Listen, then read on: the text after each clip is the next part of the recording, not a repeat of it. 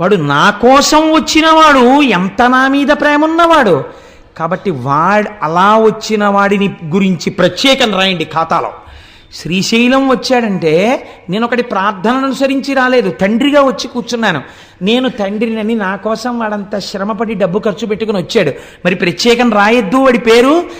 గబుక్కుని చిత్రగుప్తుడి కంప్యూటర్లో ఏమైనా పొరపాట్లు పడిపోతాయేమో, నాన్న నువ్వే అక్కడ కూర్చో జాగ్రత్తగా రాయ్, వ్యాసుడు చెప్పేస్తుంటే నీ దంతాన్ని విరగ్గొట్టి ఏకదంతం శూర్పకర్ణం అని పేరు పెట్టుకుని అంత పెద్ద భారతాన్ని ఒక్క తప్పు లేకుండా రాశావు కదా. చక్కగా అక్కడ కూర్చుని శ్రీశైలం వచ్చిన వాళ్ళ పేర్లన్నీ చెప్తారు, గోత్రం పేరు చక్కగా రాయి నాన్న అని చెప్పింది అమ్మవారు. అమ్మవారు ఏం చెప్తే చేస్తారు. ఆ కొడుకులు ఇద్దరు మంచి కొడుకులు, విన్నారు కదా మన మూక పంచశతిలో. అదే మూకశంకరులు అడిగారు, నీకు ఎవరి మీద కావాలమ్మా నీ కారుణ్యం? కొడుకులు ఇద్దరు వృద్ధిలోకి వచ్చేశారు, భర్త మహానుభావుడు లోక పూజితుడు, ఇంకా కారుణ్యం నీ బిడ్డలకక్కల్లా నీ భర్తకక్కల్లా, ఇంకెవరికి మా మీద ఉలకబోసాయన్నారు. అలా అమ్మవారు ఎంత కారుణ్యమూర్తి అక్కడ పెట్టింది ఆయన్ని. నువ్వు రాయిరా అబ్బాయి అయింది. అందుకే మనం రవి సుధాకరవన్నిలోచన రత్నకుండల భూషిణి ప్రవిలమంబుగమమ్మునేలిన భక్తజన చింతామణి అని భ్రమరాంబికాష్టకం చేస్తూ ఓ మాట చెప్తాం. సాక్షి గణపతి కన్న తల్లివి సద్గుణావతి శాంభవి మోక్షమొసగెడు కనక దుర్గవు మూల కారణ శక్తివి అని అమ్మ భ్రమరాంబ అని అమ్మవారిని స్తోత్రం చేస్తాం. సాక్షి గణపతిని పెట్టింది అమ్మవారు. అందుకే శ్రీశైలం వెడితే తప్పకుండా సాక్షి గణపతి దగ్గర ఆగాలి, లోపలికెళ్ళి పైకి చెప్పుకోవాలి, ఆత్రేయస గోత్రం కోటేశ్వర శర్మ అని చెప్పాలి. ఆయన టకటకగా రాసేసుకుంటాడు, స్వామి కృతజ్ఞుడను అని బయటికి రావాలి. ఒకవేళ రేపు పొద్దున్న ఉత్తరోత్తర ఏమైనా పొరపాటు పడిపోయినా చీనోరుమై నువ్వు ఎప్పుడు వెళ్ళావు అంటే ఈయన గభాల్లో చెప్తాడు, లేదు వాడు వచ్చాడు అని చెప్తారు. పొంగిపోతారు అమ్మవారు అయ్యవారు. అయ్య బాబోయ్ శ్రీశైలం ప్రత్యేకం తండ్రి కోసం అమెరికా నుంచి వచ్చిన వాడు లాంటి వాడు వీడు, అందుకని 10 మందికి చూపించుకోవలసిన వాడు, వీడి జోలికి మనం వెళ్ళకూడదని వదిలిపెట్టేస్తారు. శ్రీశైల క్షేత్రం అంటే అంత గొప్ప క్షేత్రం. అటువంటి క్షేత్రము అదైతే మీకు ఇప్పుడు శ్రీశైలం వెడితే ఏమిటి ఉండాలి బాగా ఆలోచించండి. శ్రీశైలం వెడితే మీరు దేనితో వెళ్ళాలి? శ్రీశైలం నమ్మకంతో వెళ్ళాలి కదండి. నా కోసం మా తల్లిదండ్రులు వచ్చి విడిది చేసిన నెలవిది అని వెళ్ళాలి. మా అమ్మగారు నాన్నగారు ఉన్నారు లోపల, నేను కాళ్ళు కడుక్కోకపోయినా చేతులు కడుక్కోకపోయినా నేను ఇలా గుళ్ళోకి వెళ్ళేటప్పటికీ మా శివయ్య లేచి ఊరే నాన్న కాకినాడ నుంచి వచ్చావా అని గభాలను పట్టుకుంటాడు అని పొంగిపోయి వెళ్ళి నాన్నగారండి మీ కాళ్ళకి నమస్కారం అండి అని శివలింగాన్ని పట్టుకుని నమస్కారం చేసేస్తే పొంగిపోయి ఒక్కసారి ఆ తెల్లటి చేతులతో ఆ మణికంకణములతో ఉన్న చేతులతో మీ చేతులు ఆయన పట్టుకున్నట్టుగా భావన చేసి మీరు నమస్కరించి బయటికి రావాలి. దీనికి ఏది ప్రధానం? విశ్వాసం ప్రధానం. కాబట్టి స్వామి అన్నారు శిఖరేశ్వరము అని ఒకటి శ్రీశైలంలో పెట్టారు. ఇక్కడ వచ్చింది తమాషా అంతా. ఈ శిఖరేశ్వరంలో ఏం చేస్తారు అంటే నువ్వులు పట్టుకెళ్ళి నంది యొక్క విగ్రహం దగ్గర పోస్తారు. చరణంది అంటారు. పూర్వకాలంలో చరణంది అని ఒకటి ఉండేది శివాలయాల్లో. మామూలుగా స్థిరనంది అని ఒకటి ఉంటుంది, అది కదలదు. చరణంది అని ఒకటి ఉంటుంది, అది కదులుతుంది. ఆ నంది అది ఎందుకు కదులుతుందంటే పూర్వం ఎందుకు పెట్టేవారంటే చరణందిని చిన్న నందిని ఒకవేళ పూర్వం ఇంత వైద్య సదుపాయం ఉన్నటువంటి రోజులు కావు, ఏ అర్ధరాత్రి వేళో అపరాత్రి వేళో, అందుకే శివాలయం విష్ణువాలయం ఈ 2 ఆలయాలు లేని ఊళ్ళు ఉండేవి కావు. ఈ 2 ఆలయాలు తప్పకుండా ఉండాలి ప్రతి ఊళ్ళో.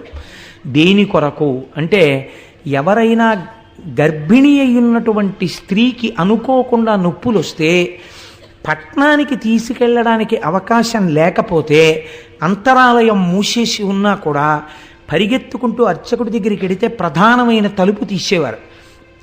తీస్తే ఈ చరణందిని తిప్పుతారు. ఎటువైపుకి ఈ బాధపడుతున్నటువంటి స్త్రీ ఉందో, గర్భిణీ స్త్రీ ఇల్లు ఎటుందో అటు ఈ నందిని తిప్పుతారు. ఈ చరణంది అటు తిరగగానే అటువైపు బాధపడుతూ ప్రసవం జరగకుండా బిడ్డ అడ్డుపడి ఇద్దరి ప్రాణాలు పోతాయేమో అనుకున్న వాళ్ళకి కూడా ఎందరికో సుఖప్రసవాలు జరిగినటువంటి గడ్డ ఈ గడ్డ. ప్రత్యేకించి త్రిలింగ దేశం ఈ దేశం. అందుకే అనేక శివాలయాలలో చరణందులున్నాయి. శిఖరేశ్వరమునందు కూడా మనం ఈశ్వరుణ్ణి పొందలేకపడుతున్న బాధ నుంచి విముక్తం కావడానికి నువ్వులు వేసి తిప్పుతాం. తిప్పి శ్రీశైల శిఖరం చూడాలి. కానీ యథార్థమునకు ఆ శిఖరము నందిశృంగములలోంచి కనపడదు. మీరు ఇక్కడ భావన చేస్తూ కళ్ళు తెరిచి అక్కడ చూడాలి. ఈ కన్నులు తెరిచి నందిశృంగములలోంచి చూస్తుంటే జేగురు రంగులో ఉన్నటువంటి శ్రీశైల మల్లికార్జునుని యొక్క ఆలయం మీద ఉన్నటువంటి గోపురం మీద ఉన్న త్రిశూలంతో కూడి మెట్లు మెట్లుగా ఉన్నటువంటి శిఖరం మీకు ఇక్కడ కనపడాలి. పైకి మీకు ఆ చెట్లు అవి ఉన్నట్టుగా ఉండాలి, కానీ కళ్ళల్లో మాత్రం అది కనపడాలి. ఇక్కడ చిత్రం ఇక్కడ కనపడుతూ పైనున్న దాన్ని పక్కకి తీయగలగాలి. అలా ఎవడు తీశాడో వాడికి పునర్జన్మ నవిద్యతి. ఇంకా వాడికి పునర్జన్మ లేదు, ఎందుకంటే వాడు అంత ధారణ చేసి ఉన్నాడు కనుక. అందుకే శిఖరేశ్వరం దగ్గర ఒక పరీక్ష పెట్టాడు పరమాత్మ. అమ్మవారు అడిగింది ఒకసారి, ఏమయ్యా పరమాత్మ అంటే, అమ్మవారికి తెలియక అడగదండి ఈ విషయాలు, మనకి తెలియ చెప్పడం కోసం అడుగుతుంది. ఏమండి ఏమిటి, శిఖరేశ్వరం దగ్గరికి వచ్చి నందిని తిప్పి చరణందిని ఇలా చూస్తే శిఖరం కనబడితే ఇక పునర్జన్మ లేదా, మోక్షం ఇచ్చేస్తారా? ఎలా ఇచ్చేస్తారండి అలాగే? అలా కుదురుతుందా అని అడిగింది అమ్మవారు. అడిగితే శంకరుడు అన్నాడు, కుదురుతుంది, కానీ శ్రీశైలం వచ్చిన వాళ్ళందరికీ అలా ఇవ్వం మోక్షం. ఎవరికి కుదురుతుందో నీకు చూపిస్తాను, రా పార్వతి అన్నాడు. ఒక వృద్ధ బ్రాహ్మణ రూపాన్ని ఆయన స్వీకరించారు, ఒక వృద్ధ బ్రాహ్మణిగా పార్వతీదేవి వచ్చింది. ఇద్దరూ ఆ శిఖరేశ్వరం దగ్గరికి వచ్చారు. ఎందరో మెట్లు ఎక్కుతున్నారు, నంది శృంగములలోంచి చూస్తున్నారు, కిందకి దిగిపోతున్నారు. అక్కడే ఒక చిన్న ఊబిని సృష్టించారు. అందులో ఈ వృద్ధ బ్రాహ్మణుడు దిగిపోతున్నాడు. ఆ ఒడ్డున ఉన్నటువంటి వృద్ధ బ్రాహ్మణి అంది, మా ఆయన దిగబడిపోతున్నాడు, నా పసుపు కుంకాలు కాపాడబడాలి కదా, అందుకని ఒక్కసారి ఎవరైనా చెయ్యిచ్చి పైకి లాగండి, నేను వృద్ధురాలను, నా భర్తని పైకి లాగలేకపోతున్నాను అంటే గబగబా వచ్చి చెయ్యి ఇవ్వబోయారు. మీలో పాపం లేని వాళ్ళు పైకి లాగండి అనేటప్పటికీ నాకు పాపం లేకపోవడం ఏమిటి, ఎన్ని దిక్కుమాల పనులు చేశానని వెళ్ళిపోయాడు ప్రతివాడు. అటుగా ఒక వేశ్య కిందకి దిగుతోంది. ఈవిడ వేశ్య అని అందరూ అంటున్నారు. ఆవిడ దిగుతూ వచ్చి నేను లాగుతానమ్మా అని చేయి పట్టుకుంటే ఆవిడంది పార్వతీదేవి, ఏమమ్మా అందరూ మాకు పాపం ఉందని వెళ్ళిపోతుంటే నువ్వు ఒక్కదానివి వేశ్యవి అని వాళ్ళందరూ చెప్తున్నారు, వాళ్ళ పాపముల కన్నా నీ పాపము గట్టిది కదా, నువ్వు ఎలా లాగుతావు నా భర్తని అని అడిగింది. అయితే ఆవిడంది, శ్రీశైల శిఖరం దృష్ట్యా పునర్జన్మ నవిద్యతే. అమ్మా నేను ఇప్పుడు శ్రీశైల శిఖర దర్శనం చేశాను, శ్రీశైల శిఖర దర్శనం చేత మోక్షం రావాలంటే పాపము లేదు పుణ్యము లేదు, రెండూ సున్నా అయిపోతే కదా మోక్షం. ఇప్పుడు నా ఖాతాలో పాపం ఎక్కడుందమ్మా, పాపం లేదు పుణ్యం లేదు, అందుకుని లాగుతున్నానమ్మా, నేను అర్హురాలను అంది.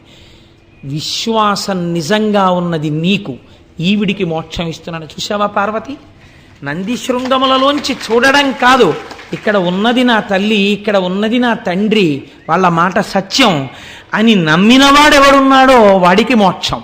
కాబట్టి శ్రీశైల క్షేత్రంలో అడుగు పెట్టిన వాడికి ఉండవలసినది మనం మన తల్లిదండ్రుల దగ్గర ఉన్నామన్నటువంటి భావన ఉండాలి. ఈ భావన పరిపుష్టమై మీరు శ్రీశైలము వెడితే మీకు ఎనలేని సౌభాగ్యం అక్కడ కలుగుతుంది. చిత్రం ఏమంటే అక్కడ 5 ధారలు పడుతుంటాయి. హాటకేశ్వరము అని ఒక దేవాలయం. హాటకేశ్వరము చిత్రమైన దేవాలయం. అది ఒక కొత్త కుండ పెంకులో బంగారు లింగము తనంత తాను ఆవిర్భవించింది. ఒక బంగారు లింగము తనంత తాను కుండ పెంకునందు ఆవిర్భవించినటువంటి క్షేత్రము కనుక దాన్ని హాటకేశ్వరము అని పిలుస్తారు. ఇవన్నీ వింటుంటే మీకు ఒకసారి శ్రీశైలం విడితే బాగుండనిపిస్తోందా? పోనీ అలాగే గట్టిగా ప్రార్థన చేయండి, ఏమో ఈశ్వరుడు అనుగ్రహించి వెడతామేమో.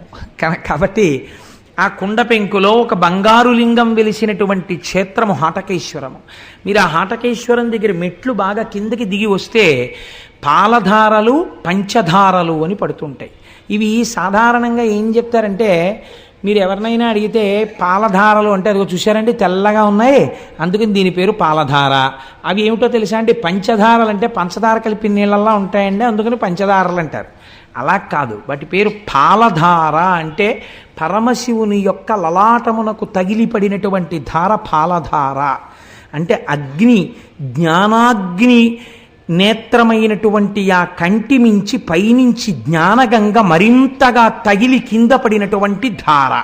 ఇది శివుడి యొక్క లలాటమును తగిలి వస్తున్న ధారాని మీరు లోపలికి పుచ్చుకుంటే ఉత్తర క్షణము మీరు గొప్ప ఫలితాన్ని పొందుతారు. ఎందుచేత ఇలా ఏర్పడింది. శివాలయంలో తీర్థం ఇవ్వరు కాబట్టి సాక్షాత్తు సాకార రూపుడైన శంకరుడికి తగిలిపడినటువంటి ధార పాలధార. పంచధారలంటే 5 రకములుగా ప్రకాశిస్తున్నటువంటి భగవంతుని యొక్క శిరస్సులకు తగిలిపడిన ధారలు. కాబట్టి నేను చూస్తూ ఉంటాను, చెప్పులతో వెళ్ళిపోతూ ఉంటారు. కనీసం అక్కడ మాత్రం మర్యాద పాటించాలి ఆ తీర్థం తీసుకునేటప్పుడు. ఒక సంవత్సరం మేమందరం అక్కడికి వెళ్ళాము. వెడితే అక్కడ శంకర భగవత్పాదాచార్య స్వామి తపస్సు చేసి అక్కడే శివానంద లహరి చెప్పారు. అక్కడ ఆయనకి భ్రమరాంబికాదేవి ప్రత్యక్షమైంది. అంత పరమపావనమైన క్షేత్రమని మేము అక్కడ శంకరాచార్య స్వామి వారి ముందు నిలబడి ఆ తోటకాచార్యకృతమైనటువంటి శంకరాచార్య స్వామి వారి అష్టకాంతో స్వామికి నమస్కారం చేసి తిరిగి వచ్చాం. చంద్రశేఖర పరమాచార్య స్వామి అక్కడే ఉండిపోతానన్నారు. తపస్సు చేసుకుంటూ ఉండిపోతానన్న ప్రదేశం అదే. కాబట్టి అంత పరమపావనమైన చోట పంచధారలు పడతాయి. అవి ఒకటి బ్రహ్మధార, ఒకటి విష్ణుధార, ఒకటి రుద్రధార, ఒకటి చంద్రధార, ఒకటి దేవధార. 5 ధారలు అక్కడ పడుతున్నటువంటి పంచధారలు.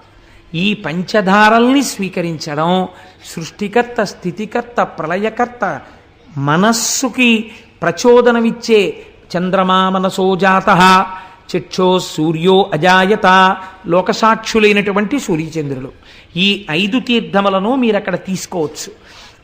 అంత పరమపావనమైనటువంటి క్షేత్రము శ్రీశైల క్షేత్రం.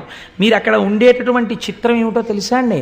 శ్రీశైలంలో ఉన్నటువంటి భ్రమరాంబ అమ్మవారి దేవాలయం వెనకాతల నిశ్శబ్దంగా ఉన్నప్పుడు మీరు వెళ్ళి చెవిని బాగా నొక్కి పెట్టి ఉంచి మీరు చాలా జాగ్రత్తగా కళ్ళు మూసుకుని వింటే ఒక తుమ్మెద చేసినటువంటి ఝంకారము వినపడుతుంది. ఇవాళ నేను ఇక్కడికి వచ్చి కూర్చుని గోపాలకృష్ణ గారు మాట్లాడుతున్నప్పుడు నేను ఈ తల్లికి ఎలా ఉంది చూపించా. ఇలా కూర్చోగానే వచ్చింది ఒక కందిరీగ, ఒక తుమ్మెద వచ్చి ఇలా ఝంకారం చేస్తూ ఇలా తిరిగి వెళ్ళిపోయింది. అంటే ఇవాళ ఇక్కడ శ్రీశైల క్షేత్రం గురించి చెప్పుకుంటున్నారు అని అమ్మవారు శ్రీశైలం నుంచి బయలుదేరి వచ్చి వెళ్ళింది అని నేను అనుకున్నాను. అలా నేను దర్శనం చేసి నమస్కరించుకున్నాను. మీతో అన్నాను కదమ్మా, ప్రారంభం చేయకముందే భ్రమరాంబ అమ్మవారు విజయం చేసిందమ్మా అన్నాను. కనుక ఆ తల్లి ఇప్పటికీ భ్రామరీనాదము అంటారు దాన్ని. అక్కడ చేసే అర్చకులు ఎంత జాగ్రత్తగా ఉంటారో తెలుసా అండి? ఇంతంత కుంకం బొట్లు పెట్టుకుని ఉంటారు. అమ్మవారు ఇప్పటికీ ఇలా రెక్కలతో ఉన్నటువంటి తుమ్మెద రూపంతో అలంకారం చేస్తారు ఆ భ్రమరాంబ అమ్మవారిని. తల్లి ముందు శంకరాచార్య స్వామి వారు శ్రీచక్రాలు వేశారు. అక్కడ కూర్చుని నాకైతే ఖచ్చితంగా సత్యం సత్యం పునఃసత్యం అనిపిస్తుంది. ఒక్కసారి వెళ్ళి భ్రమరాంబ అమ్మవారి యొక్క శ్రీచక్రం ముందు కూర్చుని ఏ తల్లి అయినా కుంకుమార్చన చేస్తే ఎన్ని జన్మలకి కూడా పూర్ణంగా 3 తరాలు చూసి హాయిగా 10 మంది చేత పండు ముత్తైదువా అనిపించుకుని ఎవరింట్లో బిడ్డ పుట్టిన ఆవిడ కట్టి విప్పిన చీర పట్టండని తీసుకెళ్ళి అంత సంతోషపడిపోయేటట్టుగా వాళ్ళ జీవనం నడిచి వృద్ధాప్యంలో హాయిగా భర్త గారి తొడ మీద తల పెట్టుకుని ప్రాణం విడిచిపెట్టగలిగినటువంటి అదృష్టం కలుగుతుంది. దీనికి నేను మీకు ఒక ఉదాహరణ చెప్తాను. మీకు జ్ఞాపకం ఉందో లేదో, నేను భాగవతం చెప్పే రోజులలో ములుగు హనుమంతరావు గారిని హైదరాబాద్ నుంచి ఒక మహానుభావుడు ఇక్కడికి వచ్చారు. వారి భార్య గారికి క్యాన్సర్ వచ్చింది. క్యాన్సర్ వచ్చి హాస్పిటల్లో పెట్టి రేడియం ట్రీట్మెంట్ ఇచ్చారు. రేడియం ట్రీట్మెంట్ ఇస్తే ఆ తల్లి చాలా శోషించిపోయారు. ఆవిడ పేరు కూడా గిరిజాదేవి. సర్వమంగళాస్వరూపంగానే ఉండేవారు మహాతల్లి. ఆవిడ బాధ భరించలేక ఇంకా ఎక్కువ కాలం ఉండరండి, ఉంచుతారా తీసుకెళ్ళిపోతారా అని అడిగారు. అడిగితే ఆవిడికి తెలిసిపోయింది, ఈ ఉన్న కొద్ది రోజులు నేను మిమ్మల్ని చూస్తూ ఇంట్లో ఉంటాను, నన్ను తీసుకెళ్ళిపోండి అని అడిగారు. అడిగితే ఆవిడ ఇంటికి తీసుకెళ్ళిపోయిన తర్వాత హనుమంతరావు అడిగారు, నీకేమైనా కోరిక ఉందా? ఉంటే నేను తీర్చగలిగినది అయితే చెప్పు, నేను ఆ కోరిక తీరుస్తాను అన్నారు. అంటే ఆవిడ అన్నారు, ఒక్కసారి శ్రీశైలం వెళ్ళి మన ఇద్దరం కలిసి మీరు నన్ను ఇంత ఉద్ధరించారు, ఈ జన్మలో నా చిటికిన వేలు పట్టుకుని మీతో కలిసి ఒక్కసారి మల్లికార్జున లింగానికి పుట్టతేనెతో అభిషేకం చెయ్యాలనుంది. శ్రీశైల లింగానికి పుట్టతేనెతో అభిషేకం చేస్తే, పట్టుతేనెతో అభిషేకం చేస్తే గంధర్వగానం వస్తుంది ఉత్తర జన్మలలో అంటారు. ఈ మాట చెప్తే మా దొరగారు ఒకసారి ఏకంగా సీసాల పట్టుతేనె తెప్పించారు ఏజెన్సీ నుంచి. ఒక 100 మందిమో ఎంతమందిమో వెళ్ళి ఆ పట్టుతేనెతో అభిషేకాలు చేస్తుంటే శ్రీశైలం దేవస్థానం వాళ్ళు చూసి ఆ తేనె మాకు కూడా ఇవ్వండి అని సీసాలతో తీసుకుని దాచుకున్నారు. మేము చేసుకుంటాం అభిషేకం, ఈ తేనె ఉంచండి అని. ఒక్కసారి వెళ్ళి అభిషేకం చేద్దామని అడిగారు ఆవిడ. అడిగితే శ్రీశైలము యొక్క కృప అంటే ఏమిటో మీరు చూడండి. ఆవిడ్ని అలాగే కారెక్కించి శ్రీశైలం తీసుకెళ్లారు హైదరాబాద్ నుంచి. ఆవిడ శ్రీశైల మల్లికార్జునుడి సన్నిధానంలో భర్త గారితో కలిసి అభిషేకం చేసి, పసుపు కుంకాలతో నేను వెళ్ళిపోతాను ఖాయం, ఇన్ని జన్మలకి నేను ఇలాగే పసుపు కుంకాలతో నా భర్త ముఖం చూస్తూ ఆయన తొడ మీద తల పెట్టుకుని ఆయన వంకే చూస్తూ ఆయనతో కలిసి నామం చెప్తుండగా నా నోరు ఆగిపోయినప్పుడు కన్నుల నీరు లేకుండా మీరు నామం పూర్తి చేస్తుండగా పసుపు కుంకాలతో మహాపర్వంలో వెళ్ళాలని కోరిక నా స్వామి తీరుస్తాడని ఆవిడ భ్రమరాంబికాదేవి దగ్గర ఉన్న శ్రీచక్రానికి కుంకుమార్చన చేసి ఇంటికి వచ్చారు. మహాశివరాత్రి మిట్ట మధ్యాహ్నం అయ్యవారికి అమ్మవారికి మారేడు దళాలతో పసుపు కుంకాలతో అర్చన చేసి చక్కగా భర్తని పిలిచి, నాకేదో వెళ్ళిపోతున్నానని అనిపిస్తోంది, నేను ఒక్కసారి శివాష్టోత్తరం చదువుతుంటాను, మీరు నాతో కలిసి చదవండి, మీ తొడ మీద తల పెట్టుకుని కొడుకుని కోడల్ని కూతుర్ని అల్లుణ్ణి చూస్తూ ఏ బెంగ లేకుండా మీ వంటి మహాత్ముడికి భార్యనయ్యాను, చాలు, చూస్తూ వెళ్ళిపోతాను, నా నామం ఆగిపోయిన దగ్గర మీరు నామం పూర్తి చెయ్యండి అని ఆ తల్లి ఎంత గొప్పగా చెప్పుకున్నారో ఆ రోజుల్లో. మహాశివరాత్రి మిట్ట మధ్యాహ్నం 12 గంటల వేళ భర్త గారి తొడ మీద తలపెట్టుకుని వెళ్ళిపోయారు. ఆవిడ కోరిక తీర్చేశాడు మల్లికార్జునుడు. గిరిజాదేవి ఆవిడ పేరు. నేను ఎందుకు అసలు ఇది చిత్రంగా నాకు ఆలోచనలోకి వచ్చింది ఈ విషయం. నేను ఎందుకు ఈ మాట చెప్తున్నానంటే, ఆ భ్రమరాంబిక అమ్మవారి ముందు ఒక్కసారి కూర్చుని భార్యాభర్తలై ధర్మపదంలో చెరించాలనుకుని చిటికిన వేలు పట్టుకున్నవాడు తప్పకుండా జీవితంలో చెయ్యవలసిన పని అమ్మ దగ్గర కూర్చుని కుంకుమార్చన చేసుకోవాలి. 4 మారేడు దళాలు పెట్టుకెళ్ళి ఆ శివలింగాన్ని ఇలా తడిమి అభిషేకం చేసుకోవాలి, తల తాటించి నమస్కరించుకోవాలి. అంత అవకాశాన్ని తల్లిదండ్రులు ఇచ్చినా వినియోగించుకోకపోతే ఎవడు ఉద్ధరించగలడండి? కాబట్టి ఇది మనం వినియోగించుకోవలసినటువంటి గొప్ప క్షేత్రం. అది మన ఆంధ్రదేశంలో ఉండడం మన అదృష్టం. ఆ తల్లి అరుణాసురుడు అనేటటువంటి ఒక రాక్షసుడు బయలుదేరాడు బ్రహ్మగారిచ్చినటువంటి వరాల వల్ల. వాడు లోకములనన్నింటినీ క్షోభింపచేస్తున్నటువంటి సమయంలో భ్రామరీ రూపాన్ని పొందింది తల్లి. భయంకరమైన యుద్ధం చేసిన తర్వాత భ్రామరీ రూపంతో వెళ్ళి ఆవిడ ఆ అరుణాసురుణ్ణి సంహారం చేసింది. ఇప్పటికీ కూడా శాస్త్రంలో ఏం చెప్తారంటే, శ్రీశైల మల్లికార్జునుడు మల్లెపువ్వు అయితే అమ్మవారు సారగ్రాహి. ఎప్పుడు తుమ్మిది ఎక్కడ తిరుగుతుంది? పువ్వు చుట్టూ తిరుగుతుంది. ఆయన మల్లికార్జునుడు, ఆవిడ భ్రమరాంబికాదేవి. ఎక్కడ శివుడున్నాడో అక్కడ ఆవిడ భ్రమర రూపంతో తిరుగుతుంటుంది. అక్కడ శివుడున్నాడు, పైన శక్తి రూపంతో ఆవిడుంది. అందుకే ఇప్పటికీ ఆ నాదం వినపడుతుంటుంది. ఈ భ్రమరాంబిక అమ్మవారి దేవాలయంలో వచ్చేటటువంటి భ్రామరీ నాదాన్ని రికార్డ్ చేశాయి all India radio, Hyderabad, Vijayawada, Kurnool stations చేసి ఎన్నో మార్లు ప్రసారం చేశారు రేడియోలో. ఇప్పుడు శ్రీశైల క్షేత్రంలో ఉన్న భ్రామరీ నాదాన్ని ప్రసారం చేస్తున్నాం వినండని. ఒక తుమ్మెద ఎగురుతున్నప్పుడు వచ్చినటువంటి ఝంకార ధ్వనులు ప్రసారం అయ్యాయి. ఇది పరమ యథార్థం నేను చెప్తున్నది. ఒక పరమ పవిత్రమైన వేదిక మీద కూర్చుని అబద్ధాలు చెప్పవలసిన అవసరం నాకు లేదు. మీరు కావాలంటే శ్రీశైలం వెళ్ళినప్పుడు అడగండి, ఆకాశవాణి వాళ్ళు దీన్ని ప్రసారం చేశారా? భ్రామరీనాదాన్ని చేశారు. రికార్డింగ్లో కూడా ఎక్కింది అది. అంత గొప్ప భ్రామరీనాదంతో కూర్చుని అమ్మవారు ఇప్పటికీ వింటుంటుంది. మీరు శ్రీశైలం వెళ్ళినప్పుడు అమ్మవారి వంక చూడండి, కనుగుడ్లు స్పష్టంగా చూస్తున్నట్టు కనపడుతుంటాయి తల్లివి. అంత గొప్ప స్వరూపం. నేను చెప్తున్నప్పుడు నాకు కళ్ళల్లో లేత ఆకుపచ్చ రంగు చీరతో అలంకృతమైనటువంటి అమ్మ నాకు అలా కనపడుతుండగా నేను చెప్తున్నాను యథార్థానికి. కనుక ఆ రెక్కలతో అమ్మవారు అలా కూర్చుని ఉంటుంది. ఎదురుకుండా పెద్దవి చిన్నవి శ్రీచక్రాలు వేసి ఉంటాయి. వాటి మీద చక్కగా హడావిడి ఉండదు. బ్యాచ్ వైజ్ పిలుస్తారు శ్రీచక్రం దగ్గర పట్టేటట్టుగా. కూర్చుని చక్కగా మీరు కుంకుమార్చన చేసుకుని అక్కడ కూర్చుని సౌందర్యలహరిలోంచి 4 శ్లోకాలు చదువుకుని, అవిద్యానామంతస్తిమిరమిహిరోద్దీపనగరి జడానాం చైతన్యస్తబకమకరంద శృతిఝరి దరిద్రాణం చింతామణిగుణనికా జన్మజలధౌ నిమగ్నానాం దంస్ట్రా మురరిపువరాహస్య భవతి అని అక్కడ కూర్చుని 4 శ్లోకాలు చెప్పుకుని వస్తే జన్మ ధన్యమైపోతుంది. అంత గొప్ప స్థితి అక్కడ శక్తిపీఠంగా ఉన్నటువంటి భ్రమరాంబ అమ్మవారు.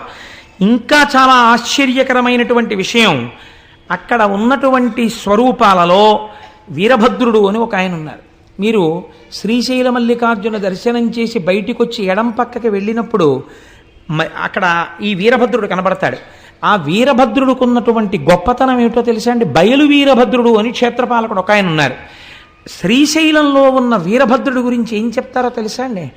రక్త సంబంధమైనటువంటి వ్యాధులు శరీరంలో పొటమరిస్తే అటువంటి వారు శ్రీశైల క్షేత్రంలో ఉన్న వీరభద్ర స్వరూపం దగ్గర కూర్చుని ప్రతిరోజు 1 గంట సేపు శివనామాలు చెప్పుకొని కొద్ది రోజులు అక్కడ ఉండి వస్తే ఆ వ్యాధులు నయమైనటువంటి సందర్భాలు ఎన్నో ఉన్నాయి. అక్కడ ఉన్న వీరభద్రమూర్తిలోంచి అటువంటి శక్తి ప్రసారం అవుతుంది అని పెద్దలు చెప్తారు. అక్కడే ఆ తల్లి చంద్రవతి అనబడేటటువంటి ఒక రాజకుమార్తె ఒక భయంకరమైనటువంటి గడ్డు కాలాన్ని ఎదుర్కొంది. తన తండ్రే తనని మోహించాడు. ఆమె పరిగెత్తి శ్రీశైల క్షేత్రాన్ని చేరుకుని కృష్ణానదిని దాటి, ఇప్పటికే పచ్చల బండ అని పిలుస్తారు, అందుకే శ్రీశైల మల్లికార్జునుడే శపించాడని కొందరంటారు, ఆమె శపించిందని కొందరంటారు. ఏదైనా ఇప్పటికీ అక్కడ పచ్చల బండ ఉంది. ఆ పిల్లని తరువుకొస్తున్నటువంటి రాజు వెంటబడ్డాడు. పిల్ల గుళ్ళోకి వెళ్ళిపోయి శివలింగాన్ని చూసి ఆమె లింగం అనలేదు, వీడు మల్లికార్జునుడు అంది ఆమె. అని ఆవిడ ఏం చేసిందంటే చేతిలో మల్లెపూల దండ తీసి చేత్తో పట్టుకుని ఈ మల్లెపూల దండ సిగకి చుట్టుకుని, మల్లికార్జున నేను నీకు ఇవ్వగలిగింది ఇదే, ఇది నీ సిగకి చుట్టుకుని నన్ను కాపాడు అంది. ఉత్తర క్షణం లింగోద్భవమూర్తి అంటారు. ఇక్కడ వరకే కనపడతారు లింగోద్భవమూర్తి. మీరు ఎప్పుడైనా శ్రీకాళహస్తిలో ప్రదక్షిణం చేస్తున్నప్పుడు వెనక గోడ మీద చూస్తే కనపడతాడు లింగోద్భవమూర్తి. ఎప్పుడైనా శివాలయాల్లో పెద్ద పెద్ద గుళ్ళకి వెళ్ళినప్పుడు జాగ్రత్తగా చూడండి, ఉంటారు లింగోద్భవమూర్తి. మొన్న నాతో దేవాలయాలకు వచ్చినప్పుడు నేను అరుణాచలంలో చూపించి చెప్పాను, దీని గురించి నన్ను అడగండి మీకు చెప్తానని. నన్ను ఎవరు అడగలేదు, మర్చిపోయారు, నేను మర్చిపోయాను. కనుక ఆ లింగోద్భవమూర్తి స్వామి వచ్చి నీవు పచ్చల బండవగుదువుగాక అన్నాడు. ఎంతటి దుష్కృత్యము చేశాడో ఇప్పటికీ మనకి నిరూపిస్తూ ఆ రాజు పచ్చల బండ ఇప్పటికీ అక్కడ పడున్నాడు. ఈవిడ ఇచ్చినటువంటి మల్లికా పుష్పముల దండని తన సిగకి చుట్టుకుని మల్లికార్జున అని వేరొక మారు పిలిపించుకున్నాడు స్వామి. కాబట్టి అనేక రకాలుగా ఆయనకి ఆ మల్లికార్జున నామము సుస్థిరమైపోయింది అక్కడ. ఇక్కడే వృద్ధ మల్లికార్జునుడు అని ఒక మల్లికార్జునుడు. ఇది ఒక చిత్రమైన శివలింగం. శ్రీశైలం వెళ్ళిన వాళ్ళు చూసి ఉంటారు. వృద్ధ మల్లికార్జునుడైన ఆ శివలింగం ముడతలు పడిపోయి ఉంటుంది. బాగా జర్జరీభూతమైన శరీరం ఎలా ముడతలు పడిపోతుందో అలా ముడతలు పడిపోయి ఉంటుంది. ఆ ముడతలు కూడా చూడండి బాగా ముసీలి వాళ్ళు అయిపోయిన తర్వాత రక్తం తగ్గిపోతుంది శరీరంలో. ఆ ముడతలు ఇలా దగ్గరగా వచ్చేసి ఉంటాయి. ఈ దగ్గరగా వచ్చేసిన ముడతల దగ్గరికి వెళ్ళి ఇలా మీరు ఎత్తి పట్టుకుని ఇలా అంటే అది అలా నించుంటుంది. ఆ ముడత ఇంకొంచెం యువతలు ఇలా అంటే ఇలా నించుంటుంది, ఇలా నించుంటే ఇలా నించుంటుంది, ఇటు పక్క ఇలా నించోబెడితే ఇలా నించుంటుంది, ఓ 7 అంకెలా నించుంటుంది. మా అమ్మ బాగా వృద్ధురాలు అయిపోయినప్పుడు నేను మా అమ్మ చేయి పట్టుకుని ఆడుకుంటుండేవాడిని. అమ్మ ఇదిగో చూసావా ఎలా నిలబడుతోందో అని. తల్లే కదండి, ఏమిటి నాన్న అని ఇలా అనేది పాపం ఆవిడ. కాబట్టి అలా ముడతలు పడిపోయినటువంటి శరీరం ఎలా ఉంటుందో వృద్ధ మల్లికార్జునుడు కూడా అలాగే ముడతలు పడిపోయి ఉంటాడు. ఈ మల్లికార్జునుడు ఎప్పుడు వెలిశాడు అని మీరు అడిగారు అనుకోండి, దానికి సాధికారికంగా ఏమీ చెప్పరు. కానీ అసలు అక్కడ జరిగినటువంటి విచిత్రం ఒకటి ఉంది. మహీశూర మహారాజు అని ఒక మహారాజు గారు ఉండేవారు. ఆయనకు ఒక కుమార్తె ఉండేది. ఆమె శంకరుడి యొక్క సౌందర్యాన్ని ఉపాసన చేసింది. శంకర సౌందర్యం అంటే మాటలు కాదు. ఈశ్వరుడు భర్తగా కావాలని ఎవరు ప్రకటన చేయరు. కారణం ఏంటంటే సాధారణంగా తండ్రిగా ఉపాసన చేస్తారు ఆయన్ని. కాబట్టి ఆమె శివుణ్ణి మోహించింది. ఏమందగాడంది ఆవిడే. నాకు అలాంటి భర్త కావాలంది. చూద్దాం ఏం చేస్తుందో ఈ పిల్లని. శంకరుడు కల్లోకి వచ్చాడు.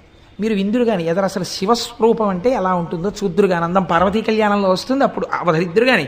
కనుక ఆయన ప్రత్యక్షమై అన్నాడు, నీకు నన్ను వివాహం చేసుకోవాలనుంటే శ్రీగిరి పర్వతం మీద ఉన్నటువంటి తెల్లమద్ది చెట్టు కింద ఉన్న మల్లె పొదలో ఉన్నాను, రా నిన్ను వివాహం ఆడతానన్నాడు.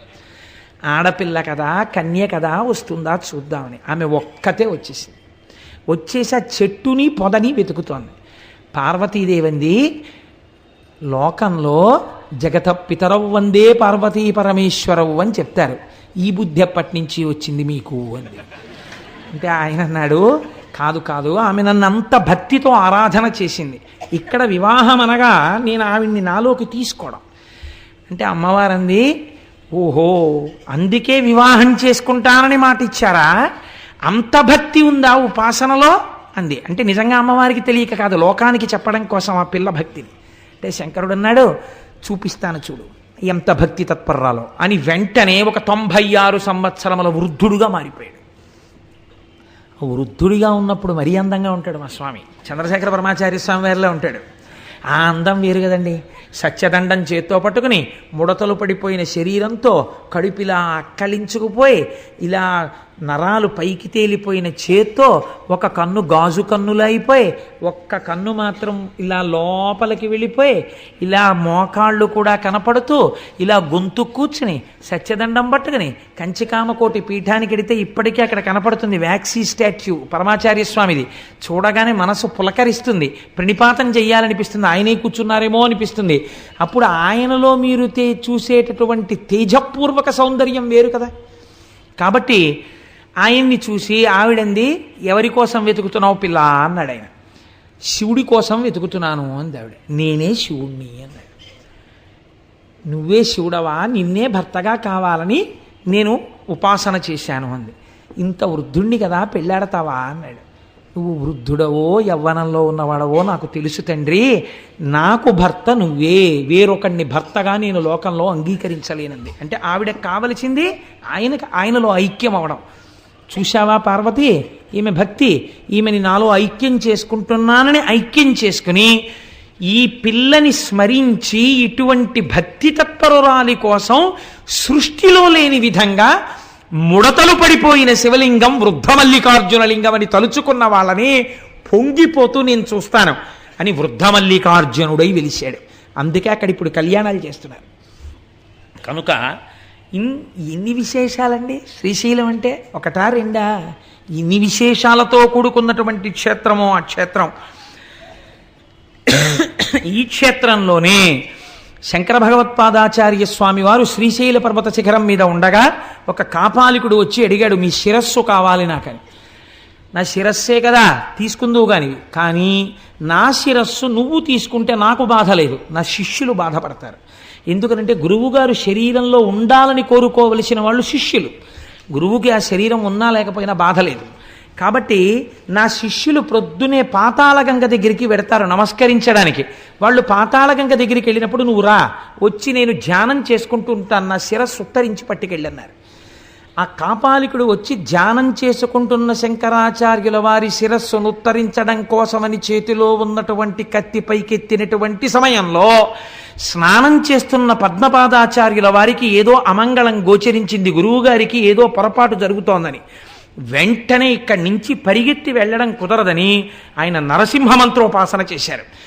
ఎక్కడి నుంచి వచ్చాడో మహానుభావుడు నరసింహుడు గబగబా వచ్చి కత్తినెత్తినటువంటి కాపాలికుడి శిరస్సుని త్రుంచి అవతల పారేసి నిలబడ్డాడు. ఆ తేజోమూర్తిని శంకరాచార్యుల వారు నరసింహ స్తోత్రంతో ప్రార్థన చేశారు. నరసింహస్వామి దర్శనం ఇచ్చినటువంటి క్షేత్రం శ్రీశైల క్షేత్రం.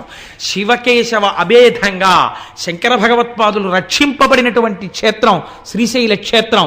జగద్గురువులను రక్షించుకున్న కొండ, నేనున్న తెలుగునాట ఉన్న కొండ. ఎంత పొంగిపోవాలండి, మనమున్న తెలుగునాట ఉన్న కొండ కదా. ఆనందంలో అటువంటి స్వార్థపూరితమైన వాక్కు వస్తూ ఉంటుంది. కనుక ఇన్ని రకాలుగానో ఆ శ్రీశైలం శ్రీశైలమే. చిత్రం ఏమిటో తెలుసా అండి, అక్కడ ప్రవహించేటటువంటి కృష్ణానదిని కృష్ణానది అని పిలవరు. దానికి ఏమని పేరు? ఎక్కడది తుక్కునొచ్చిందో, ఎక్కడ విజయవాడ, ఎక్కడ శ్రీశైలం, ఎక్కడ శ్రీగిరి, ఆ పర్వతాలలో ఎక్కడో ఆ మధ్యలో ఉన్నటువంటి ఆ పర్వత శిఖరాన్ని పాము ఎలా చుట్టుకుంటుందో అలా చుట్టుకుంటుంది కృష్ణానది. నల్లటి నది ప్రవహిస్తే దాన్ని ఏమని పిలుస్తారో తెలుసా అండి?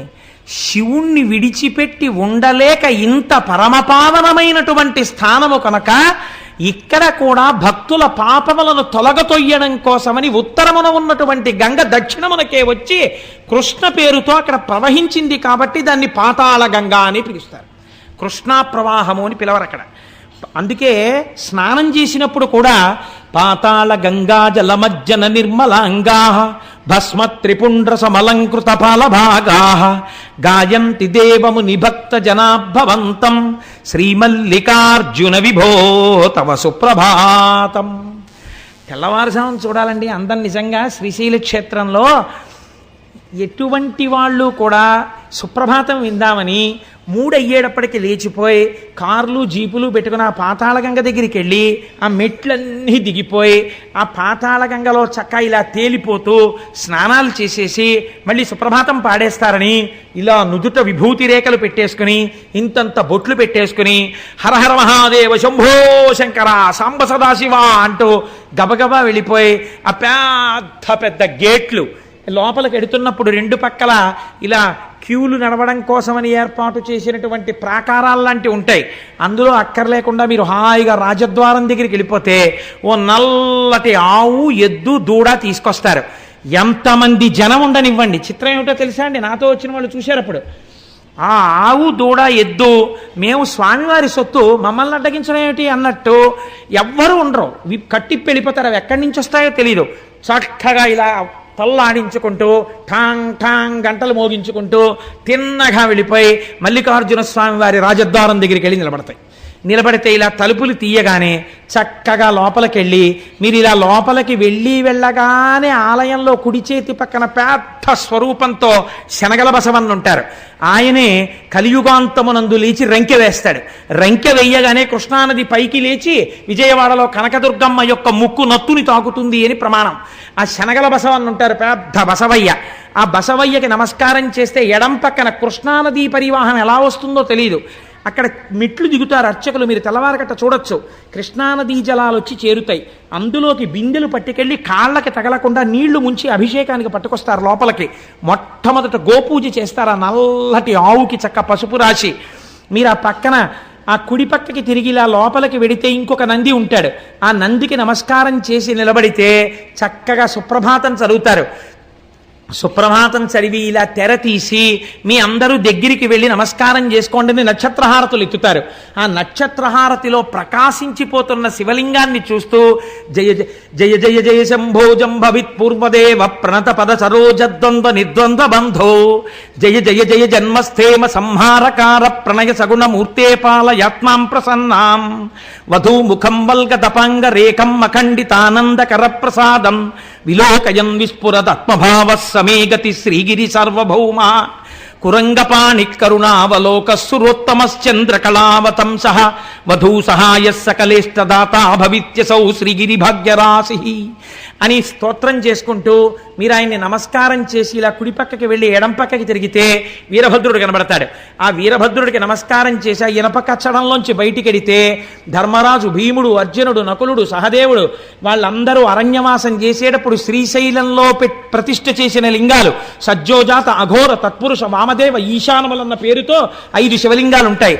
అది దాటి మీరు ఇలా కుడి పక్కకి వెడితే తూర్పున మీరు ప్రవేశించినది కృష్ణదేవరాయల వారు నిర్మించినటువంటి గోపురం. దక్షిణానికి తిరగగానే హరిహరరాయలు నిర్మించినటువంటి గోపురం కనబడుతుంది. దీపాలు పెట్టే వాళ్ళందరినీ అక్కడే దీపాలు పెట్టమంటారు. మీరు అక్కడి నుంచి మళ్ళీ ఇలా తిరిగి ముందుకొస్తే త్రిఫల వృక్షం అని పెద్ద వృక్షం ఒకటి ఉండేది. మేడి, జువ్వి, దాంతోపాటు రావి 3 కలిసి పెరిగినటువంటి చెట్టు. 2000 సంవత్సరంలో 4000 సంవత్సరంలో బతికింది ఆ చెట్టు. చెట్టుకు పెద్ద అరుగులు కట్టుంటాయి. చక్క అరుగు మీద ఒక గడియ కూర్చుని కుడి పక్కకి తిరిగితే వృద్ధమల్లికార్జునుడు కనబడతాడు. ఇలా వెనక్కి తిరిగితే రాజరాజేశ్వర దేవాలయం, పక్కనే అమ్మవారి దేవాలయం ఉంటాయి. ఇవి చూసి మీరు మళ్ళీ ఇటు వచ్చి ఇలా ముందుకెడితే ఆ మెట్లెక్కి పైకెక్కితే అమ్మవారి దేవాలయం కనబడుతుంది. అమ్మవారి దేవాలయం లోపలికి వెడితే మీరు ఇలా తూర్పుగా వెడితే ఇలా దక్షిణంగా లోపలికి వదులుతారు. వెళ్ళి అమ్మవారిని దర్శనం చేసుకుని మీరు అలా దక్షిణంగా ఇలా అమ్మవారిని చూస్తూ ఇలా వంగి చూడాలి. ఇలా చిన్న ద్వారంలో ఉంటుంది అమ్మవారు. ఇలా వంగి అమ్మవారిని దగ్గరగా చూస్తూ పొంగిపోతూ దాటి అవతల పక్కకి వెళ్ళి శ్రీచక్రం దగ్గర కూర్చుని కుంకుమార్చన చేసుకుని ఆ పక్కనే ఉన్న చండీయాగం చేసేటటువంటి శాల దగ్గరికి వెళ్ళి ఆ అగ్నిహోత్రంలోంచి వస్తున్నటువంటి ధూమాన్ని పీల్చి కిందకి దిగి కుడి పక్కకి తిరిగితే అనగా ఉత్తరం వైపుకి తిరిగితే ఉత్తరాన శివాజీ గోపురం ఉంది. ఆ శివాజీ గోపురం దగ్గరికి వెడితే పెద్ద కళ్యాణ మంటపం. అక్కడే నందనవనం అని పుష్పవాటికి ఉంటుంది. ఆ వనంలోని సుబ్రహ్మణ్యేశ్వర స్వామి నెమలితో ఉంటారు అక్కడ. ఆ మెట్లెక్కితే రుద్రాక్షలవి అమ్ముతూ ఉంటారు కుడి పక్కన. ఆ లోపలికి వెడితే పెద్ద కళ్యాణ మంటపం కనబడుతుంది. అక్కడ చిత్రం ఏమిటంటే శివాజీ మహారాజు హిందూ రాజ్యాన్ని స్థాపించడం కోసమని అమ్మవారిని అక్కడికి వెళ్ళి ప్రార్థన చేశాడు. శివాజీ గోపురం మీద ఇప్పటికీ చెక్కబడి ఉంటుంది. భవానీమాత భ్రమరాంబికాదేవి ప్రత్యక్షమై ఈ చంద్రహాసాన్ని చేత పట్టుకో, ఇంక నీకు ఎదురు లేదని అమ్మవారు అనుగ్రహించి చంద్రహాసాన్ని బహూకరించింది. ఆ కత్తి చేత పట్టుకునే మహానుభావుడు హిందూ ధర్మ సామ్రాజ్యాన్ని స్థాపించాడు. అందుకే ఛత్రపతి శివాజీ జీవితంలో మీరు ఒక నియమం గమనించి ఉంటారు. పరస్త్రీలు ఒకవేళ పరాయి సైనికుల యొక్క భార్యలు తనకి బందీలుగా దొరికితే గాజులు, పువ్వులు, పసుపు, కుంకమిచ్చి అమ్మవారి ప్రతి గృహిణిగా ఉన్నది అమ్మవారే అని వాళ్ళందరికీ పసుపు కుంకాలు తన చేతులతో పెట్టి పల్లకీకి డేరాలు కట్టి ఎవ్వరికీ కనపడకుండా తన సైనికులతో మోయించి శత్రుస్థావరాలకు పంపించేసేవాడు తప్ప ఎన్నడూ ఎంత అందగత్తె అయినా పరకాంత వంక చూసినవాడు కాడు. రోషనార్ నవల చదివితే మీకు అర్థమవుతుంది. అంతటి మహానుభావుడు శివాజీ అంటే. అటువంటి శివాజీ మహారాజ్ ఆవుని పూజించాడు. అటువంటి శివాజీకి ప్రత్యక్షమై భవానీమాత ఖడ్గం ఇచ్చినది అక్కడే. ఇప్పటికీ శివాజీ స్ఫూర్తి కేంద్రం అని ఇప్పుడు కొత్తగా పెట్టారు శ్రీశైలంలో. శివాజీ స్ఫూర్తి కేంద్రం అని మీరు అక్కడికి వెడితే చూడవచ్చు. ఎన్ని వైభవాలండి ఆ శ్రీశైలం. ఆ భ్రమరాంబిక అమ్మవారి దర్శనం చేసుకుని కిందకొచ్చి ఆ విశాలమైన ప్రాంగణం దగ్గర కుడి చేతి పక్కన కార్యాలయం ఉంటుంది, ఆఫీస్, ఎగ్జిక్యూటివ్ ఆఫీసర్ గారిది. మీరు అక్కడ కూర్చుని పిల్లలతోటి ఒక్కసారి అలా ప్రాకారం మీదకి చూశారనుకోండి, ఇటు తిరిగి ఒక నంది, ఇటు తిరిగి ఒక నంది, అటు తిరిగి ఒక నంది, ఇటు తిరిగి ఒక నంది, ఒకే నందికి ఇటుక తల. నందులన్నీ మీటింగ్ పెట్టుకున్నాయా అనిపిస్తుంది. అయ్యవారి ప్రాకారం నిండా నందులు, అమ్మవారి ప్రాకారం నిండా సింహాలు. అన్ని సింహాలు నందుల్ని చూస్తుంటాయి, ఇన్ని నందులు సింహాలని చూస్తుంటాయి. మీరు మేము చుట్టాలం, అమ్మవారికి అయ్యవారికి సేవకులమని భయం లేకుండా ఉంటాయి రెండు ప్రాకారాల మీద. అంత పరమ పవిత్రమైన ప్రదేశంలో కూర్చుని 4 పులిహార ప్యాకెట్లు కొనుక్కుని మీ అబ్బాయి మీ అమ్మాయి భార్య పంచుకుని చక్కగా నోట్లో వేసుకుని కాసేపు అక్కడ కూర్చుని నాన్న మనందరం కలిసి భ్రమరాంబికాష్టకం చదువుకుందాం, చదవండని రవి సుధాకర వన్నిలోచన రత్నకుండల భూషిణి అని భ్రమరాంబికాష్టకం చేసుకుని అక్కడ ఉన్నటువంటి మల్లికార్జునుడి మీద ప్రపత్తి చేసి శరణం తరుణిందు శేఖర శరణం మే గిరిరాజ కన్యక శరణం పునరేవతావుభౌ శరణం నాణ్యదుపైమి దైవతం అని మీరు ఇలా విభూతి రేఖలు పెట్టుకుని బొట్టు పెట్టుకుని చక్కగా బయటికి వచ్చారనుకోండి, అభిషేకం చేసుకుని ఆ మల్లన్నని గట్టిగా పట్టుకుని ఆయన మీద నీళ్లు పోసి విభూతి జలాలు పోసి తేనె పోసి మారేడు దళాలేసి ఆ శివలింగాన్ని ఇలా ఇలా ఇలా ఇలా ముట్టేసుకుని ఇలా ఇలా అంటుంటే చల్లగా ఆయన చేతులకు తగులుతుంటే మీ దగ్గర కొంచెం గంధం తెచ్చుకున్నానండి రాస్తానంటే రాసేయండి అంటారు వాళ్ళు. ఇంత విభూతి రాసేసి ఇంత గంధం అద్దేసి ఇంత బొట్టు తీసి పెట్టేసి 4 మారేడాకులు వేసేసి 4 పువ్వులు వేసేసి మళ్ళీ ఓసారి తల కొట్టేసుకుని ఆ విభూతి ఆ కుంకం ఇవన్నీ అంటుకుపోతాయి. బయటకు వచ్చిన తర్వాత నాన్నగారండి మీ ముఖం నిండా విభూతి కుంకం ఏంటి అలా ఉండని అమ్మ కాసేపు, అది మల్లికార్జున ప్రసాదం అని కాటేజీకి వెళ్ళిన తర్వాత అప్పుడు మొహం కడుక్కుని చక్కగా మీరు పిల్లలతో భార్యతో కూర్చుంటే ఎంత గొప్ప క్షణాలండి అవి. మనం మానసికంగా శ్రీశైలం వెళ్ళిరాలా, వెళ్ళొచ్చాం మనం కనుక మన పెద్దలు అందుకే ఒక ప్రయత్నం చేస్తుండేవారు. ఎక్కడికి వెళ్ళినా వెళ్ళకపోయినా మానసికంగా మాత్రం తప్పకుండా శ్రీశైలం వెళ్ళొస్తుండేవారు. నేను ఎప్పుడో నా చిన్నతనంలో బహుశా నేను ఏ 5వ క్లాసో చదువుకుంటున్నటువంటి రోజులు అయ్యి ఉంటాయి అవి.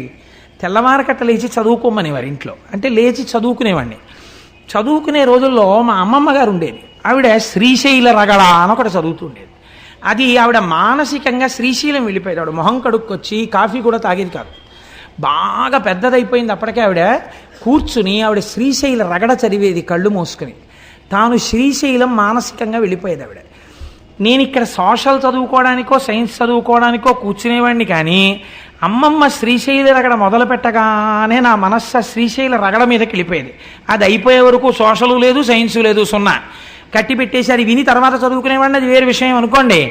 ఆ శ్రీశైల రగడ అప్పుడు ఎప్పుడో నేను విన్నది, దాని కర్త ఎవరో కూడా నాకు తెలియదు, కానీ నాకు జ్ఞాపకం ఉన్నంతలో ఆ రోజుల్లో మానసికంగా వెళ్ళి శ్రీశైలాన్ని ఎలా దర్శనం చేసేవారో, ఎలా కూర్చునేవారో, ఎలా యోగనిష్టలో ప్రవేశించేవారో, ఎలా లోపలే నాదాన్ని వినేవారో అన్నిటినీ మానసికంగా వర్ణన చేశారు. చిత్రం ఏమిటో తెలుసా అండి, ఆ శ్రీశైల మానసిక దర్శనానికి వెళ్ళేటప్పుడు ఒక్కడూ వెళ్ళడం కాదు, తనతో పాటుగా తన భార్యని కూడా తీసుకుని వెళ్ళేవారు. ఎలా? టికెట్ పెట్టి కాదు, మానసికంగా వెళ్ళిపోయేవారు. ఎంత చిత్రంగా ఉంటుందో మీరు ఒక్కసారి అవధరించండి. శ్రీరంయంబుగ శ్రీగిరి యాత్రకు కూరిమి సతితో కూడినడచితిని పల్లెలు పురములు పట్టణంబులు పేటలు దాటితి ఎడవులు దాటితి. ఆ రోజుల్లో శ్రీశైలం వెళ్ళాలంటే కార్లు ట్రైన్స్ ఉండే ఒక నడిచి వెళ్ళాలి ఆ కొండలన్నీ. అందుకని వాళ్ళు అలాగే దాన్ని దర్శనం చేశారు.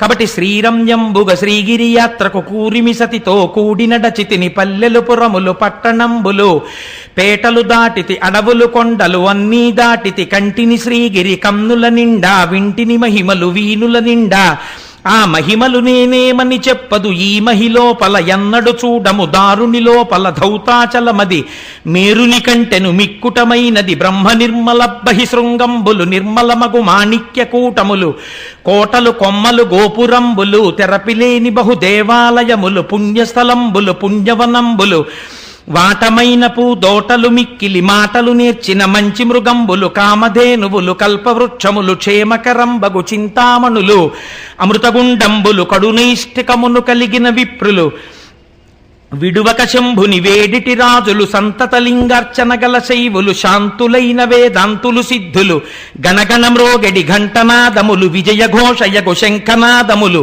వీరశైవులు వీరాంగంబులు సాధు బృందములు కామిత భక్తులు అగరుధూపములు జపములు చేసెడి జంగమోత్తములు తపములు చేసెడి తాపసోత్తములు ప్రమధులు భక్తులు శైవగణంబులు గట్టిగ ఇది భూ కైలాసమ్మని తప్పిపోక పాతాళ గంగలో తెప్పున తేలుచు తీర్థంబాడుచు చలగుచుమడి వస్త్రంబులు కట్టితి అనువుగ నుదుట విభూతి ధరిస్తిని పొలుపుగ మెడ రుద్రాక్షలు దాల్చితి గురుకటాక్షమును గోప్యము చేసితి గురుమంత్రంబును జపమును చేసితి అకలంకుడనై ఆశ జయిస్తిని శివ పంచాక్షరి మనసున నిలిపితి శివతత్వము పరిశీలన చేసితి పంచేంద్రియంబులు పదిలము చేసితి పంచముద్రలభ్యాసము చేసితి అంతర్ముఖుడనైతి నీ నాద బ్రహ్మానాదము వింటిని లోపల తుమ్మెద నాదము వింటిని వెలుగుల కల్లా వెలుగై వెలుగెడు ఆ లోపల దీపము కంటిని ఈవల చంద్రుండావల సూర్యుడు కలిగిన స్థావరమైన నిదానము కంటిని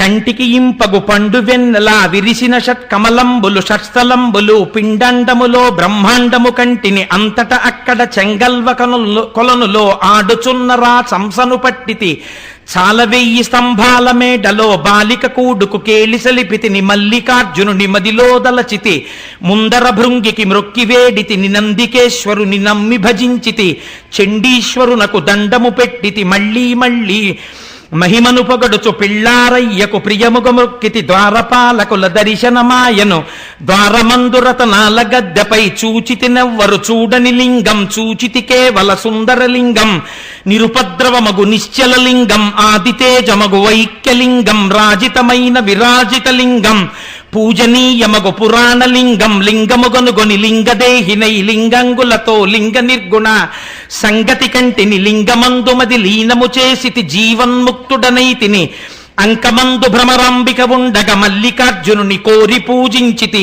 దీపము పెట్టితి దివ్యదేహునకు ధూపము వేసితి ధూర్జటికప్పుడు తుమ్మి పూలతో పూజిస్తిని కమ్మని నైవేద్యము పెట్టితి సాగిలి మ్రొక్కితి సర్వేశ్వరునకు జయ జయ జయ జయ జంగమరాయ ఆదిదేవుడౌ అర్థశరణ్య దయతప్పక ధవల శరీర భయము బాపు మీ భక్త నిధాన ఎన్ని జన్మములు ఎత్తిన వాడను నిన్ను తలంపక నీచుడనైతిని ఎన్నడు ఏ విధ మెరుగని వాడను దుష్టమానసుడ గౌరీరమణ తామసగుణములు తగులాటంబలు నియమము తప్పిన నీచవర్తనుడ నిత్యదరిద్రుడ అత్యాశయుడను అజ్ఞాన పశువును చేయరాని దుష్టేష్టలు చేసితి బాయరాని మీ భక్తుల బాసితి సంసారంబను సంకెళ్లల్లో హింస పెట్టమిక ఏలుమి తండ్రి ముల్లోకంబులు ముంచెడి గంగను సలలితముగ జడధరియిస్తివి గొప్ప చేసి నిన్ను కొలిచిన బంటును తప్పక చంద్రుని తలధరియిస్తివి విన్నుని చేతను కన్ను పూజకొని సన్నుతికెక్కిన చక్రమిచ్చితివి ఆనక శైల కుమారిక కోరిన సగము శరీరము ఇస్తివి 3 లోకముల ముఖ్యము నీవే 3 మూర్తులకు మూలము నీవే దాతవు నీవే భ్రాతవు నీవే తల్లివి నీవే తండ్రివి నీవే బ్రహ్మము నీవే సర్వము నీవే పాలముంచుమిక నీటముంచుమి పాలబడితునో పాలలోచన అనుచు ప్రణతులు నిరుచుడిది చదివిన వారికి కాలువలు త్రవ్వించి గన్నేర్లు వేసి పూలుకో శిశువునకు పూజించిన ఫలము గంగిగోవులు తెచ్చి ప్రేమతో సాకి పాలు తీసి అభిషేకము చేసిన ఫలము ఆకలితో నున్న అన్నార్తులకును కమ్మనీ భోజనం బిచ్చిన్న ఫలము భీతితో నున్నట్టి కడు దీనులకును శరణిచ్చి రక్షించు విశేష ఫలము అంతకన్నా ఫలము అధికమయ్యుండు అని చదివేదాడు. మానసికంగా ఆ రోజుల్లో వాళ్ళు శ్రీరంజంబుగ శ్రీగిరి యాత్రకు కూరిమి సతితో కూడి నడచితిని పల్లెలు పురములు పట్టణంబులు వడవులు దాటితే కొండలు దాటితే అంటుంటే సోషల్ ఏమి ఎక్కుతుందండి బుర్రలోకి. అప్పుడు ఎంత బాగా ఎక్కిందో చూడండి బుర్రలోకి. ఇప్పుడు ఒక్కసారి దాన్ని జ్ఞాపకం ఉన్నంత మేర రాసి చూద్దామని రాసే ప్రయత్నం చేశాను. కాబట్టి ఆ రోజుల్లో మానసికంగా అంత గొప్ప గొప్ప స్తోత్రాలు చేసి శ్రీశైల దర్శనానికి వెళ్ళొచ్చేవారు. నిజంగా శ్రీశైలం విడితే అంత స్తోత్రం చెయ్యగలమో చెయ్యలేమో. సాగిలి మ్రొక్కితి అని సాగిల పడిపోయి జయ జయ జయ జయ జంగమరాయ ఆదిదేవుడవు ఆర్తశరణ్య అంటూ ఎంతమందికి ఎన్నిచ్చాడో కూడా చెప్పేశారు. మహానుభావ, ఆ రోజున తప్పక గంగను తలధరియిస్తివి, గంగాదేవిని తల మీద పెట్టుకున్నావు. ఆనక శైల కుమారిక కోరిన ప్రియబడి సగము శరీరము ఇస్తివి. పార్వతీదేవి అడిగితే సగం శరీరం ఇచ్చేశావు.